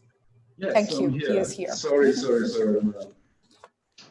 So, very interesting discussions and insight. And what I wanted to do is really to try and respond to one critical issue. Where do we go from here? I think that's really the main point that most of the listeners will be actually looking for. First of all, the reimagining secondary education, as one of the participants pointed out, it's really an urgent priority and a challenge as well. And I can actually come up with a few things that I feel we need to consider in this perspective. And some of those actually will be repeating some of those that people have said. So I try to not to avoid repeating what others have already said. So number one, I think there's an issue that came up with prerequisite. The prerequisite for me is really the foundational literacy and numeracy. In this regard, we are actually working with other partners to address what is known as learning crisis, particularly in early grade learning. And there are a number of efforts going on because of the issue of literacy and numeracy taking place, particularly in primary education. And this is so important because we are looking at secondary education as a level where you get, where you expect to get quality students coming from primary, and also making sure that those ones coming out of secondary schools are qualified on one side to go into the labor market, but don't forget that on the other side, we need them to enter into higher education. So that's really the interface that allows to attach those two important things. Number two, there's also an issue that we need to consider in this perspective, the issue of teacher workforce that came up. And indeed, the number is huge, 10 million secondary teachers required for the coming 10 years. If we go using the conventional method, we cannot make it. I think it is going to be critical to come up with innovative approaches in terms of building the required quality teachers for secondary education. And this is where I expect technology to be for help. I can tell from what we have seen during this COVID time, the use of technology, the power of technology has shown that if properly adapted in our context, that can definitely help us to move forward. Number three, we talked about aligning technical vocational skill development, and including secondary education, with the labor market, particularly the digitalization. In this perspective, we are busy developing or engaged in conducting research around digitalization. How digitalization can support on one side, the supply side. How do we use digital technology in our schools, both secondary but also technical vocational education, but also on the demand side? How do we engage the private sector through clear policy on workplace learning so that it actually can partner with schools to develop the required skills? This is a study that is expected to be completed next month, and we hope to engage with partners to see how we can take this discussion forward, particularly at the high-level policy dialogue. The last one, which is also included and very critical, is really how do we identify talented students to support them in engaging in areas that are so important, particularly research, engineers, doctors. I think this secondary education is also an area very important where we need to identify those talented students and we support them because we know Africa needs more researchers, we need more doctors, and this is really the right level of education where we can identify those good students. And all this will be done through our inter-country quality node that is based in Botswana. Botswana is the country that has been selected to host this inter-country quality node as a platform that will facilitate the policy dialogue around the continent. And I'm sure the minister, the honorable minister will actually be intervening, will actually call upon colleagues, ministers that are part of this meeting, and others as well, to join their efforts so that we can actually support this new platform for policy dialogue and knowledge action. Thank you so much. Thank you. Thank you very, very much for those insights, Albert. I'll now go straight to the Honorable Fidelis Molau, Minister of Basic Education of Botswana. Thank you so much for being with us, and so critical to have your comments at this juncture. Having heard from all those who have shared the conversations that are ensuing, Botswana again at the front lines of this, please do share the way forward on secondary education for Botswana. Thank you very much. Good afternoon to everyone who has switched on to this critical discussion on education. Starting with Her Excellency Ellen Johnson Sirleaf, former President of Liberia, colleagues who are into this program. Shall I say on behalf of Botswana government, and the Ministry for Basic Education in Botswana in particular, I would like to invite you to join me in expressing my gratitude, especially to MasterCard Foundation for its tireless contribution to the empowerment of African youth through quality education and training, with emphasis on marketable skills. Also, thank you to the organizing committee for this important virtual launch of the secondary education report at a time when we need to revitalize education that is seriously affected by the COVID-19 pandemic. The inter-country quality node of secondary education that is hosted by the Ministry of Basic Education in Botswana emanated from the recommendations of the first annual high-level policy dialogue forum that was organized by ADEA in close collaboration with MasterCard Foundation and Department of Basic Education in South Africa in July 2019 in Johannesburg. The event concluded that it is critical to reform secondary education in Africa by enhancing the teaching profession, quality learning in the 21st century skills provision, and in embracing innovation and information and communication technology. Let me also take this opportunity to express my appreciation to ADEA for selecting Botswana to host the ICQN on secondary education. To note, ladies and gentlemen, is that the government of Botswana intends to adopt an outcome-based approach to education as part of implementation of the Education and Training Sector Strategic Plan. And to this end, the curriculum review for the senior secondary education has been completed. Subsequently, the Ministry of Basic Education has drafted the general education curriculum and assessment framework in accordance with the principle of an outcome-based education. This, I must say, however, has not yet been approved by government. But henceforth, therefore, the advent of OBE and its pathways make the hosting of ICQ and secondary education by the ministry appropriate owing to the need for improving the learning outcomes.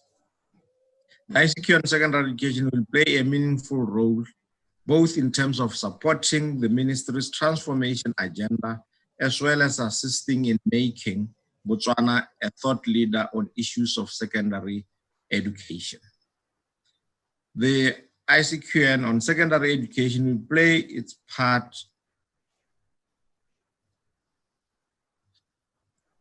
Do you hear me? The ICQN on secondary education will play its part as an international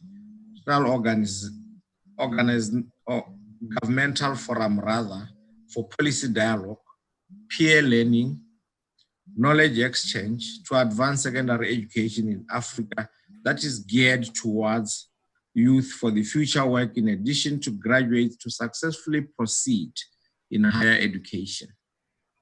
The ICQN will focus on promoting good practices in priority areas as pointed out in the report, such as teachers' professional development, integration of ICT in teaching and learning, introducing demand-driven technical and vocational skills, strengthening learning assessment, amongst others. It is my hope, therefore, that following this official launch of the secondary education report that is happening during this particular time of the COVID-19 pandemic crisis, African countries will enhance collaboration and learn from each other in order to accelerate sustained inclusion, equitable quality education, and most importantly, addressing the issue of youth unemployment as one of the critical challenges that most African countries are dealing with around this particular time. Once again, a big thank you to MasterCard Foundation and its various partners who contributed to this important report. We are committed to take forward the recommendations from the report and valuable inputs from this gathering to inform the strategic framework of the ICQN on secondary education and subsequent implementation. I would like to close my brief remarks by inviting colleagues, honorable ministers from around the continent to join the newly established ICQN on secondary education so that we can work together and prepare our youth for a brighter future and hence propelling Africa to its rightful place in the world of education. I thank you very much.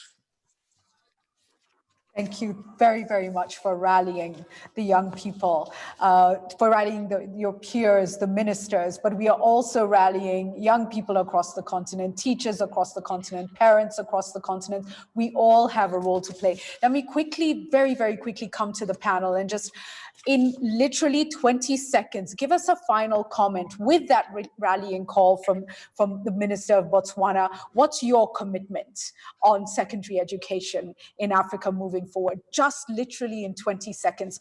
Matthew, I'll begin with you.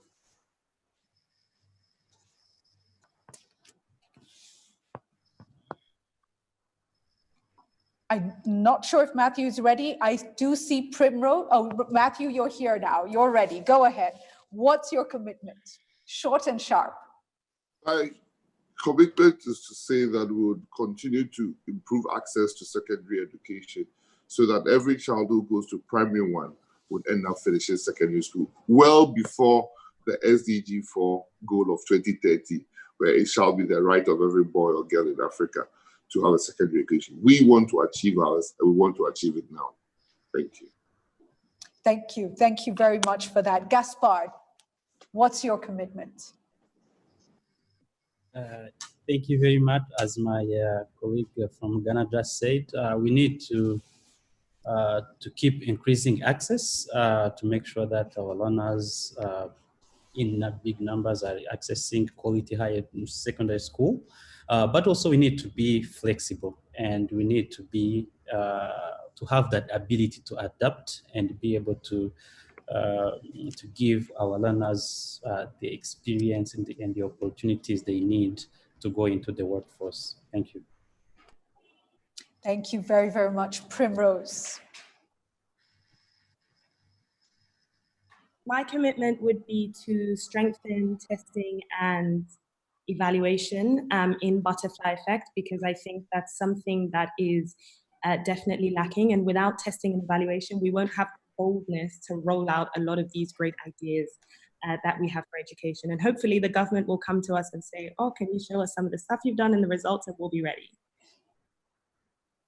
Excellent. Joseph. Secondary education is really about young people, and I'll continue to speak up and rally other young people to speak up about the challenges that we face and hold policymakers to account for the promises that they make on improving the secondary education sector. I want to see a good quality secondary education that prepares young people, and I'll continue to use my voice and the platform that I've been given to make sure that happens. Thank you. A very big thank you to everybody who's contributed to this panel session. Really incredible conversations, thoughts, inputs. I want to just come briefly back to Rita Roy and President Ellen Johnson Sirleaf. Having heard all these very rich contributions, what are you thinking now, and what's your commitment moving forward?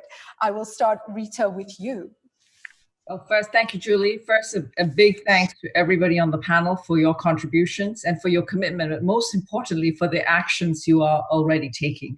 Just listening to everyone, whether we are talking about radical inclusion or boldness, I think we can do this. And our commitment as a foundation, as I mentioned before, is to stay the course, and you can expect us to invest in all of the critical aspects we spoke about in terms of deep, if not radical inclusion, and equipping teachers who then equip young people for the skills they need moving forward.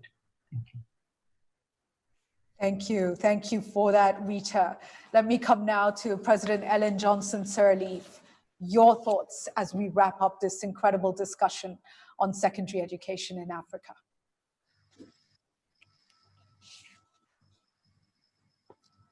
I'm hoping we have President Johnson Sirleaf with us.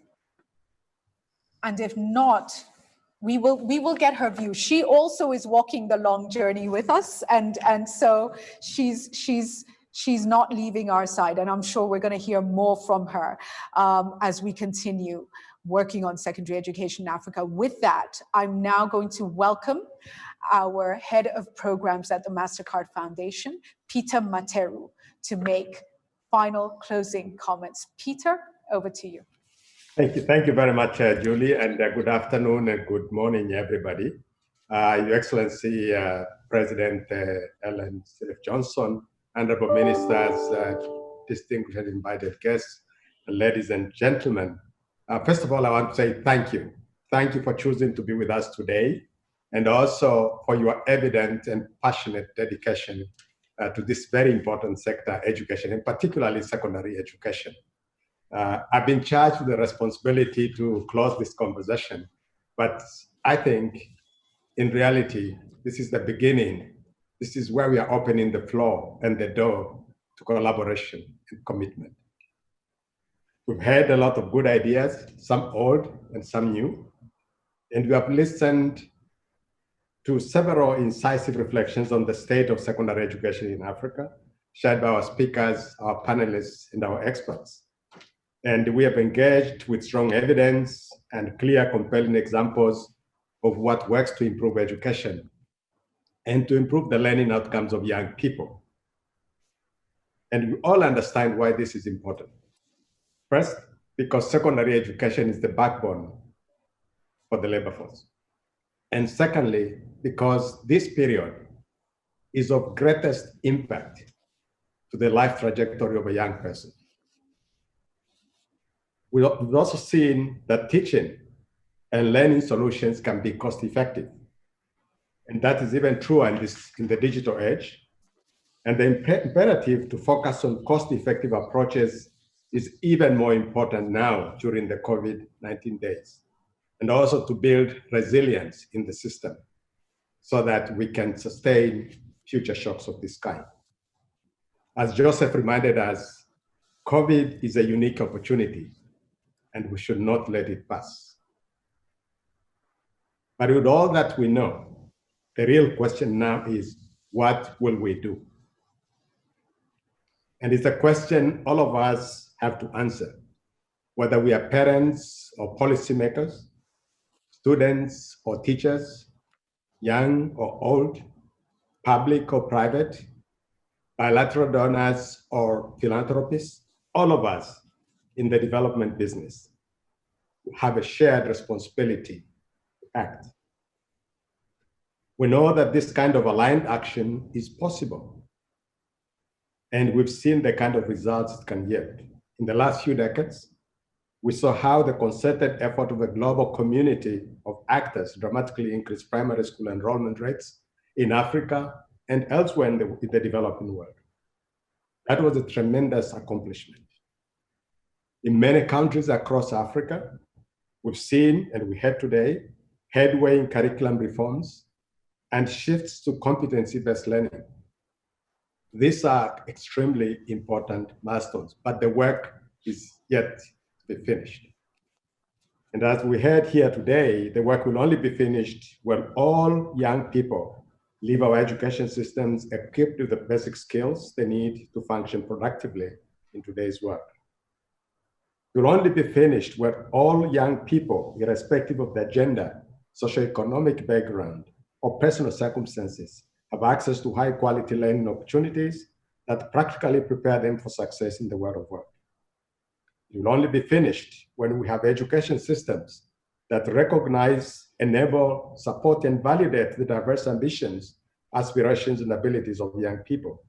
And it will only be finished when teachers have the freedom, the tools, and the training to effectively shepherd the young people under their care, stewarding their strengths, strengthening their ethical impulses, and steering their natural curiosity in ways that cultivate innovation and entrepreneurial drive.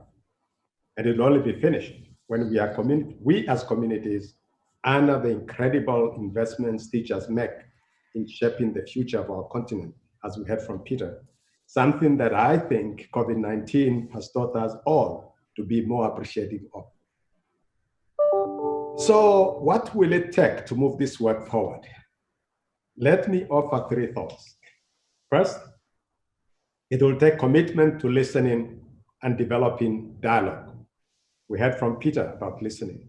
We need more platforms that allow for honest exchanges where we can truly hear and understand one another's perspectives, interests, concerns about education. And by listening, we build the understanding and consensus necessary to refine our ideas and delivery models and advance new innovations.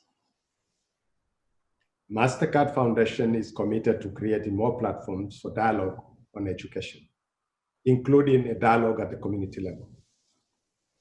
Second, it requires that we keep open minds, and we heard this from several speakers today. One of the values we've heard championed today is flexibility. The value of flexible education systems has become clearer on the wake of COVID-19. We need systems that accommodate a diverse cohort of young people who have different needs and face different personal circumstances. But creating flexible systems means we ourselves, all of us, need to have flexible thinking. We need to be flexible about thinking and ready to accept different ideas. Which leads me to my third point. We need to be open to experimentation.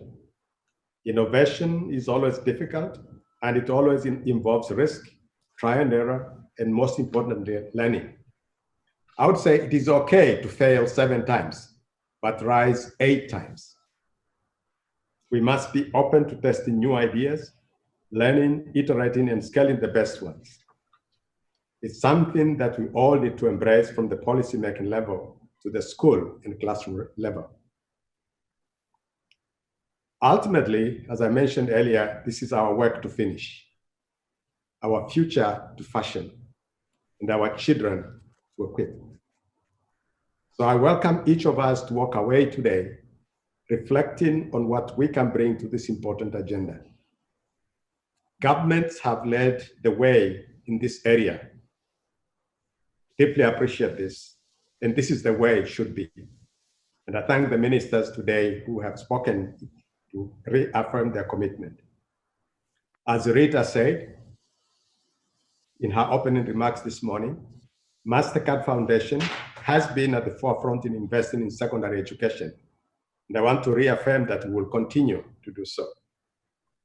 I call upon everyone, those who are here today, and others out there who care about the future of Africa, public and private, to come together and complement efforts by governments to give a big push to secondary education in the continent. My dream is that 10 years from now, all young people of secondary school age, especially girls, will have the opportunity to access quality secondary education. It's also my dream that all countries in Africa in 10 years' time will exceed the 50% gross enrollment ratio in secondary education, which many of us in the development community believe is a critical threshold for sustainable transition to middle income status. Now, I also dream that in the next 10 years, all young men and women completing secondary education will be well equipped and ready to succeed in the world of work. I'm convinced that working together with determination, this can be done.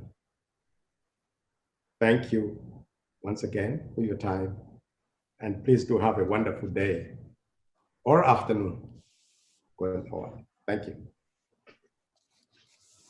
Thank you very, very much for that. Peter Materu, Chief Program Officer at the MasterCard Foundation. And I think you speak for all of us when you speak to those dreams. We all dream of an Africa where young people on this continent find their space, can use their talents, skills, and abilities to be productive, to be purposeful, to be fulfilled, and to be prosperous. That is what we are hoping secondary education in Africa will do for all of us. And so, as you heard from Peter, we are rallying you. We all have a role to play. Governments, private sector, parents, students, educators, and you can contribute to this call to action. Go to the MasterCard Foundation Facebook page, go to the CNBC Africa's Facebook page. You will see a tab you can click on. Tell us what your commitment is to secondary education in Africa. And we can walk this journey together. It's been an honor and a pleasure. Thank you to all the partners, including CNBC Africa, to all of the foundation partners, governments, and other stakeholders. Let's make secondary education in Africa work for Africa. Blessings to you all. Thank you for joining us.